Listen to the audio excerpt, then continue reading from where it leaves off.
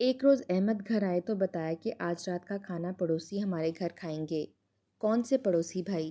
میں نے حیران ہو کر پوچھا۔ آپ نے مجھے بتائے بغیر دعوت بھی دے دی۔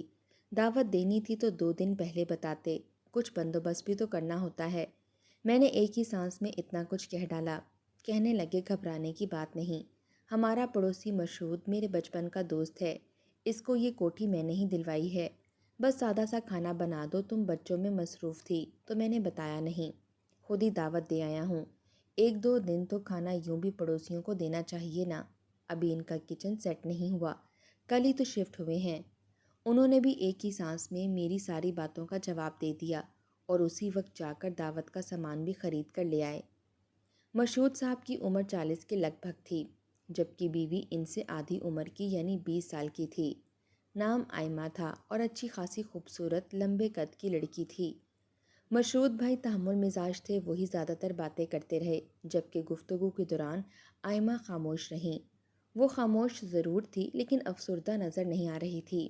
ان کے جانے کے بعد میں نے احمد سے پوچھا کہ عمروں کا اتنا فرق کیوں؟ وہ بولے مشہود نے شادی اب کی ہے۔ تو کیا یہ ان کی دوسری شادی ہے؟ نہیں، پہلی شادی ہے۔ اس کی وجہ یہ ہے کہ ان کے والدین اس کے بچپن میں حادثے میں جاں بحق ہو گئے تھے۔ اس وقت مشہود صرف 9 برس کا تھا، تبھی اس کے نانا گھر لے آئے کہ ان کے سوا کوئی قریبی رشتہ دار سہارا نہ دے سکتا تھا۔ نانا کی محبت پا کر مشہود تو سنبھل گیا، لیکن اس کی ممانیوں کو اس کا گھر میں رہنا گراں گزرتا تھا۔ ان عورتوں کو اس کا رہنا ہضم نہیں ہوتا تھا کہ کہیں سسر صاحب اپنی جائیداد میں سے نواسے کو حصے دار نہ بنا لیں۔ نانا اس کو پڑھائی کے ساتھ ہنر بھی دینا چاہتے تھے کہ وہ ان کے بعد کسی کا محتاج نہ رہے، لہٰذا شام کو اپنے دوست کی ورک شاپ پر بٹھا دیا کرتے تاکہ مشہود اچھا میکینک بھی بن جائے۔ وہ اس کو ایک مضبوط انسان کے طور پر دیکھنا چاہتے تھے۔ مشہود نے تعلیم بھی حاصل کی اور ساتھ میں وہ ایک قابل میکینک بھی بن گیا۔ اس نے گاڑیوں کا کام اچھے طریقے سے سیکھ لیا تھا۔ جلدی اس کو ایک اچھی ملازمت بھی مل گئی۔ ایک دن جھگڑا ہو گیا کیونکہ ممانیاں نہیں چاہتی تھیں کہ وہ اب گھر میں رہے۔ اب وہ کماتا تھا۔ گھر میں روز روز کا جھگڑا ختم کرنے کی خاطر اس کے نانا نے دل پر پتھر رکھ کر نواسے کو رخصت کر دیا۔ اس روز پہلی بار مشہود کو احساس ہوا کہ وہ دنیا میں تنہا ہے، تاہم اسے کسی قسم کا ڈر نہ تھا۔ وہ اس قابل ہو گیا تھا کہ دنیا کا مقابلہ کر سکے۔ وہ کرائے کا مکان دیکھ کر رہنے لگا۔ اس کی عادت تھی ہر کام توجہ اور دلجمی سے کرتا تھا، لہٰذا دفتر میں اس کی یہ عادت وجہ ترقی بنی۔ اس کی جلد ترقی بدخواہوں کو ایک آنکھ نہ بھائی۔ دفتری رقیبوں نے سازش کر کے اسے دفتر سے نکلوا دیا۔ اس کے پاس کچھ رقم تھی اور ہنر بھی تھا، بس کرائے پر چھوٹی سی دکان لے لی اور اوزار خرید کر گاڑیوں کی ریپیئرنگ کا کام شروع کر دیا۔ دنوں میں اس کی دکان مشہور ہو گئی اور بہت سا کام ملنے لگا۔ اسی حساب سے آمدنی بھی روز بروز بڑھنے لگی۔ زندگی کی بقا کی جنگ لڑتے ہوئے اس کو احساس بھی نہ ہوا کہ گزرتے دنوں کی دھوپ بالوں میں چاندی بن کر اتر آئی ہے۔ جب احساس ہوا وقت گزر چکا تھا، اس نے پھر ایک بڑا گیراج لے لیا، اپنا کاروبار بھی سیٹ کر لیا۔ اب اس کے پاس بہت سے شاگرد تھے اور یہ اپنے دفتر میں بیٹھ کر حکم دیتا ہے اور اس کے ملازم کام کرتے تھے۔ جب فکر معاش سے آسودہ ہو گیا تو گھر بسانے کا خیال آیا، لیکن ایسا کوئی نہیں تھا جو اس کے مزاج اور عمر کے مطابق لڑکی تلاش کرتا۔ اتنی دولت کما لینے کے باوجود ابھی تک وہ ایک کمرے کے کرائے کے مکان میں ہی رہا کرتا تھا۔ دن یوں ہی گزرتے رہے اور ہم دوست اس کو مجبور کرتے رہے کہ وہ شادی کر لے، لیکن وہ خاموش ہو جاتا۔ ایک دن جب میں اس سے ملنے گیا، وہ کچھ خاموش سا تھا۔ وجہ پوچھی تو کہنے لگا، کل میں واپس آ رہا تھا، راستے میں ایک لڑکی نظر آئی۔ وہ بہت پریشانی کے عالم میں جا رہی تھی، اسے ارد گرد کا کوئی ہوش نہ تھا۔ میں نے اسے دیکھا تو بس دیکھتا ہی رہ گیا۔ وہ میری نظر کے معیار پر پوری اتری تھی۔ اب سوچ رہا ہوں کہ کیسے اس کا پتہ معلوم کروں اور اس کے حالات سے واقفیت حاصل کروں۔ اس کی کیفیت بہت عجیب تھی۔ جتنی دیر میں اس کے پاس بیٹھا رہا، وہ اسی لڑکی کے بارے میں بات کرتا رہا۔ وہ مستقل اس لڑکی کو حاصل کرنے کی الجھن میں گرفتار تھا۔ میرے سوا کسی کو نہیں بتاتا تھا کہ مسئلہ کیا ہے۔ ایک دن اس نے بتایا کہ آج میرا پھر اس لڑکی سے سامنا ہو گیا ہے۔ میں نے اس کو سلام کیا، وہ مسکرائی۔ اس کی مسکراہٹ میں بڑی تھکن تھی۔ مگر مجھے امید کی کرن دکھائی دی۔ آج میں بہت خوش ہوں۔ ایک دن وہ میرے پاس آیا اور اصرار کر کے اپنے ساتھ لے گیا، اس جگہ جہاں سے وہ لڑکی روز مقررہ وقت پر گزرتی تھی۔ سو ہم اس کے پیچھے گئے۔ قریبی گلی میں اس کا گھر تھا۔ اس کا گھر معلوم کر کے میرا دوست بڑا خوش ہوا تھا۔ دراصل وہ بری نیت سے اس کا پیچھا نہیں کر رہا تھا، وہ اسے شادی کرنا چاہتا تھا۔ میں نے سمجھایا کہ اپنی ملازمہ کو اس کے گھر بھیج کر پہلے حالات تو معلوم کر لو۔ مشہود نے بات مان لی۔ اس کی ملازمہ سمجھدار اور جہاں دیدہ تھی۔ وہ اس لڑکی کے گھر گئی اور باتوں باتوں میں کچھ حالات معلوم کر لیے۔ لڑکی نے بتایا کہ اس کے ماں باپ وفات پا چکے ہیں اور وہ اپنے ماموں کے پاس رہتی ہے۔ ماموں اس کا نشہ کرتا ہے اور وہ خود اسکول ٹیچر ہے۔ ساری تنخواہ ماموں لے لیتا ہے، رقم نہ دے تو مارنے پر آ جاتا ہے۔ لڑکی کا نام آئمہ ہے، وہ بہت شائستہ ہے۔ جب ملازمہ نے یہ باتیں مشہود کو بتائیں، مشہود نے اسے سمجھایا کہ اماں تم میری ہر بات اسے صاف صاف بتا دو، پھر اس کا فیصلہ پوچھ لینا، جو وہ کہے گی ویسا کر لیں گے۔ یوں ملازمہ کی معرفت مشہود کی ملاقات آئمہ سے ہو گئی۔ اس نے بتایا کہ ماموں کے سوا میرا اس دنیا میں کوئی نہیں ہے۔ بے شک وہ میری تنخواہ مجھ سے لے لیتے ہیں، لیکن بھیڑیوں کے اس جنگل میں ماموں کی وجہ سے محفوظ ہے۔ ان کے گھر کو چھوڑ دو تو کہاں جاؤں گی؟ مشہود نے بھی اپنے بچپن سے لے کر اب تک کے تمام حالات آئمہ کو بتا دیے اور کوئی بات پوشیدہ نہ رکھی۔ آئمہ کو مشہود اچھا لگا۔ یوں انہوں نے باہم رضامندی سے شادی کا فیصلہ کر لیا۔ وہ دونوں آپس کے صلاح مشورے سے کچھ سامان خرید رہے تھے کہ آئمہ کے ماموں نے ان کو ساتھ شاپنگ کرتے دیکھ لیا اور وہ آئمہ کو برا بھلا کہتے ہوئے اپنے ساتھ گھر لے گئے۔ آئمہ نے اگلے روز بتایا کہ گھر جا کر ماموں نے بہت مارا، اس نے ہر بات ان کو بتا دی ہے۔ اب اگر شادی ہو گئی تو ان کی مرضی سے ہوگی، آپ کو ان سے ملنا ہوگا اور ماموں کو راضی کرنا ہوگا۔ دوسرے روز مشہود نے اپنی ملازمہ کو ماموں کے پاس بھیجا۔ اس شخص نے کہلوا دیا کہ آ کر مجھ سے خود ملو، میں کچھ شرائط پر آئمہ کو تم سے شادی کی اجازت دے سکتا ہوں۔ مشہود ملازمہ کے ہمراہ اس شخص سے ملا۔ اس آدمی نے کہا کہ 2 شرطیں ہیں، پوری کر دو تو میں اپنی بھانجی کا رشتہ دے دوں گا۔ اول جس گھر میں ہم رہتے ہیں یہ گروی ہے، اس کا پیسہ بھر کر گروی سے چھڑوا دو۔ دوسری شرط یہ ہے کہ آئمہ اگر شادی کے بعد ملازمت جاری رکھے گی تو آدھی تنخواہ میرے گزارے کے لیے مجھے دے گی۔ اگر ملازمت نہیں کرے گی تو تم کو ہر ماہ گزارے لائق خرچہ مجھے دینا ہوگا۔ مشہود نے دونوں شرطیں خوشی سے مان لیں اور ان کی شادی ہو گئی۔ کچھ ماہ بعد ہی ماموں کو لگا کہ رقم کم ہے۔ وہ مشہود کے سر ہو گئے کہ خرچے میں اضافہ کرو، پوری نہیں پڑتی۔ مشہود نے رقم بڑھا دی۔ اس کے بعد تو اس بندے کو رقم بٹورنے کی عادت پڑ گئی۔ وہ تھوڑے تھوڑے دنوں کے بعد رقم مانگنے آ جاتا۔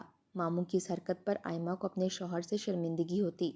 وہ منع کرتی کہ اب اور روپے ان کو مت دو، مگر وہ بیوی کے کہنے کی پرواہ نہ کرتا اور رقم دے دیتا۔ وہ جس قدر اس شخص کی ضرورتیں پوری کر رہا تھا، اس شخص کے مطالبے بڑھتے جا رہے تھے۔ آخر کار مشہود تنگ آ گیا۔ اس نے وہ گھر بیچ دیا اور ہمارے گھر کے برابر والا بنگلہ خرید لیا۔ احمد نے یہاں تک بات بتا کر بات ختم کی اور کہا کہ اب آئمہ بھابھی سے ملتی رہنا۔ اس کی شادی کو 1.5 سال ہوا ہے اور وہ اکیلے اتنے بڑے گھر میں رہنے سے گھبراتی ہیں۔ ملازمہ تو اپنے کاموں میں لگی رہتی ہے، یوں میں اکثر اس سے ملنے چلی جاتی۔ وہ اپنے گھر میں بہت خوش تھی، لیکن کبھی کبھی وہ بجھی بجھی اور اداس لگتی۔ ایک دن میں گئی تو دیکھا کہ آئمہ نے میلے سے کپڑے پہن رکھے ہیں۔ میں نے وجہ پوچھی تو بولی، کس کے لیے اچھا لباس پہنوں؟ مشہود کو تو اپنے کاروبار سے فرصت نہیں ملتی، وہ زیادہ وقت اپنے گراج کو دیتے ہیں، گھر آتے ہیں تھکے ماندے، میری طرف توجہ ہی نہیں دیتے۔ میں نے اسے سمجھایا کہ مشہود بھائی نیک ہیں، پختہ عمر ہیں اور سلجھے ہوئے ہیں، ہر وقت تمہارے پیچھے پھرتے اور محبت جتلانے کو ٹھیک نہیں۔ جانتے ہوں گے نا، محبت تو انسان کے دل میں ہوتی ہے، باقی تو وہ ہر طرح سے تمہارا خیال رکھتے ہیں، تم بدگمانی میں نہ پڑو۔ میری باتیں آئمہ نے خاموشی سے سنی مگر کچھ نہ بولی۔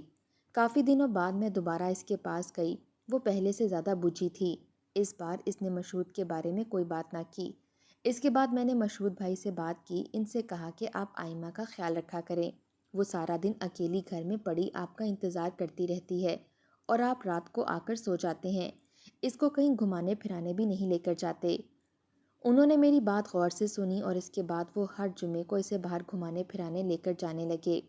شادی کو 5 برس کا عرصہ گزر جانے کے باوجود ان کے ہاں ابھی تک کوئی اولاد نہ ہوئی۔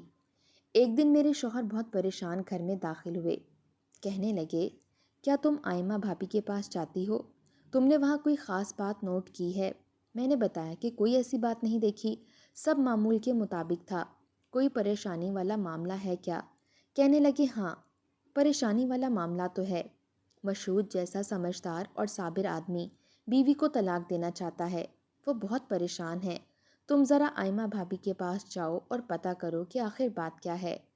دوسرے دن میں آئمہ کے پاس گئی، وہ بنی سنوری اور بہت خوش نظر آ رہی تھی۔ ہلکا سا میک اپ اور جولری پہنے وہ بہت حسین لگ رہی تھی۔ اس روپ میں آئمہ کو دیکھ کر میں خوش ہو گئی کہ چلو وہ پھر سے اپنے گھر میں سیٹ ہو گئی ہے۔ پچھلے دنوں تو وہ بہت بدحال لگتی تھی۔ ابھی میں وہاں بیٹھی تھی کہ دروازے پر دستک ہوئی۔ گراج سے لڑکا روٹی لینے آیا تھا۔ ملازمہ نے آ کر آئمہ کو بتایا۔ میں نے دیکھا کہ ایک دم لڑکے کا نام سن کر آئمہ کے چہرے پر رونق آ گئی۔ اٹھا کر خود اس لڑکے کو کھانا دینے چلی گئی۔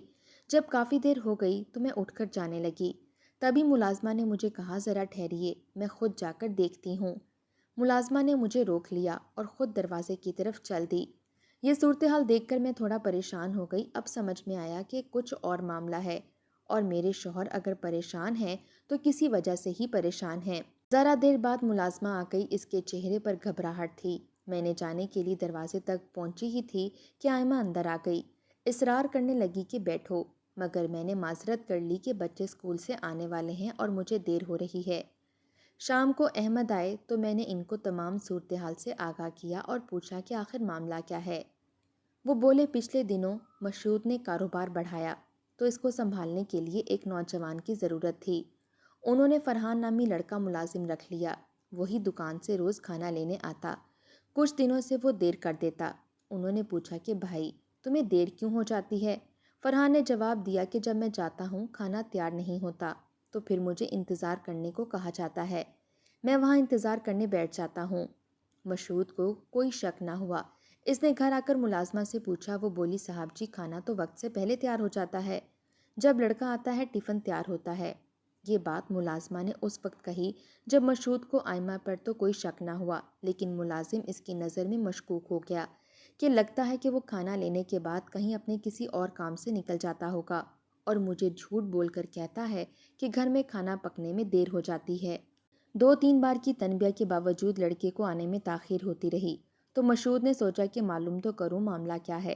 انہوں نے جب اس کا پیچھا کیا دیکھا کہ اس کی بیوی ٹفن ہاتھ میں لیے گھر سے باہر نکلی اور پاس بنی بیٹھک میں چلی گئی جہاں فرحان بیٹھا تھا۔ مشہود کافی دیر باہر انتظار کرتا رہا۔ آدھے پونے گھنٹے کے بعد اس کی بیوی بیٹھک سے گھر میں گئی اور لڑکا باہر نکل کر گراج کی طرف روانہ ہو گیا۔ مشہود نے اب بھی آئمہ پر شک نہ کیا۔ وہ سمجھا کہ تمام عورتوں کی طرح میری بیوی بھی میری جاسوسی میں لگی ہے، تبھی لگتا ہے کہ اس سے معلومات کو ریتنے کو یہ طریقہ اختیار کر لیا ہے۔ لڑکے کو بٹھا کر میرے بارے میں معلومات لیتی رہتی ہے، اس طرح لڑکے کو دیر ہو جاتی ہے۔ اس نے بیوی کو تو کچھ نہ کہا، مگر ملازم کو ہدایت کی کہ اگر میری بیگم تم سے میرے باہر کی سرگرمیوں کے بارے میں احوال لینے کی کوشش کرے تو اس سے بات کرنے کی بجائے مجھ کو آگاہ کر دینا، اور اس سے یا مجھ سے ڈرنے کی ضرورت نہیں۔ ملازم سمجھ گیا کہ اب اس کا بیٹھک میں رکنا خطرے سے خالی نہیں، لہٰذا اس نے آئمہ کو آگاہ کیا اور دونوں نے ملاقات کا ایک اور راستہ ڈھونڈ لیا۔ گھر سے قریب ایک ریسٹورنٹ تھا۔ آئمہ مقررہ وقت پر وہاں چلی جاتی اور ٹفن دینے کے بہانے دونوں تھوڑی دیر بیٹھ کر چائے پینے کی آڑ میں ملاقات کر لیتے، جبکہ اس نے ملازمہ کو سختی سے منع کر دیا کہ صاحب کو اس کے باہر جانے کا نہیں بتائے۔ اب آئمہ بہت بدل گئی تھی۔ اس کا بناؤ سنگھار، اس کی نئی سوچ اس بات کی چگلی کھا رہی تھی۔ ایک دن مشہود کوئی پرزہ لینے بازار گیا۔ واپسی میں اس نے سوچا کہ گھر کا چکر لگا لوں اور کھانا بھی گھر آ کر کھا لوں۔ وہ گاڑی میں تھا، جو ہی اس کی گاڑی ریسٹورنٹ کے سامنے سے گزری اس نے فرحان کو وہاں سے نکلتے دیکھا۔ اس کے ہاتھ میں کھانے کا ٹفن تھا۔ اس نے سوچا یہ بدبخت شاید یہاں بیٹھ کر خود پہلے میرے کھانے پر ہاتھ صاف کرتا ہے، بعد میں بچا ہوا کھانا گراج لے کر آتا ہے، تبھی اس کو دیر ہو جاتی ہے۔ مشہود ریسٹورنٹ میں گیا، فرحان سے پہلے ہی آئمہ جا چکی تھی۔ اس نے ویٹر سے پوچھا ابھی جو نوجوان ٹفن ہاتھ میں لیے باہر نکلا ہے کیا وہ یہاں بیٹھ کر ٹفن سے کھانا کھاتا ہے؟ اس نے کہا نہیں صاحب، یہ لوگ ریسٹورنٹ سے ہی کچھ نہ کچھ لے کر کھاتے ہیں اور کافی پیتے ہیں۔ کتنے لوگ ہوتے ہیں؟ اس کے ساتھ ایک عورت بھی ہوتی ہے، وہ 5 منٹ پہلے آ جاتی ہے اور اس کے یہاں سے نکلنے سے 3 منٹ پہلے نکل جاتی ہے۔ مشہود کے دماغ میں خطرے کی گھنٹی بجی۔ اب اس کو ٹو لگی کہ دیکھوں اس بات کی تہ میں کیا ہے۔ اگلے دن وہ مقررہ وقت سے 10 منٹ بعد ریسٹورنٹ میں داخل ہوا۔ آئمہ اور فرحان ٹیبل کے آمنے سامنے بیٹھے ہوئے تھے اور ہنس ہنس کر باتیں کر رہے تھے۔